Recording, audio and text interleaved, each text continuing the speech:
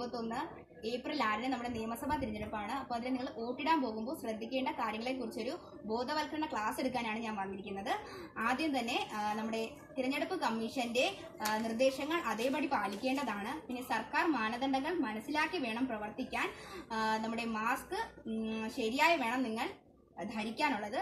പിന്നെ നമ്മുടെ ഇടയ്ക്കിടയ്ക്ക് നിങ്ങളുടെ കൈ സോപ്പ്, സാനിറ്റൈസർ അതുപോലുള്ള വസ്തുക്കൾ കൊണ്ട് അണുവിമുക്തമാക്കണം. പിന്നെ നമ്മുടെ തിരഞ്ഞെടുപ്പ് മത്സരാർത്ഥികളുടെ പോസ്റ്ററുകൾ അതുപോലെ തന്നെ അവരുടെ അഭ്യർത്ഥനാ കാർഡുകൾ കിട്ടുമ്പോൾ അത് അണുവിമുക്തമാക്കി മാത്രമേ ഉപയോഗിക്കാൻ പാടുള്ളൂ. പിന്നെ പോളിംഗ് ബൂത്തിൽ ശാരീരിക അകലം പാലിച്ച് വേണം നിൽക്കാനുള്ളത്. തിരഞ്ഞെടുപ്പ് പോളിംഗ് ബൂത്തിലേക്ക് പോകുമ്പോൾ ആദ്യത്തെ ഉദ്യോഗസ്ഥന് നിങ്ങൾ നിങ്ങളുടെ തിരിച്ചറിയൽ രേഖ നൽകിയതിന് ശേഷം മാസ്ക് മാറ്റി നിങ്ങളുടെ മുഖം അദ്ദേഹത്തിന് കാണിച്ചു കൊടുക്കേണ്ടതാണ്. അതിനുശേഷം തിരിച്ച് മാസ്ക് ശരിയായ രീതിയിൽ വീണ്ടും വെക്കേണ്ടതാണ്. രണ്ടാമത്തെ ഉദ്യോഗസ്ഥനടുത്ത് ചെന്ന് നിങ്ങളുടെ കയ്യിൽ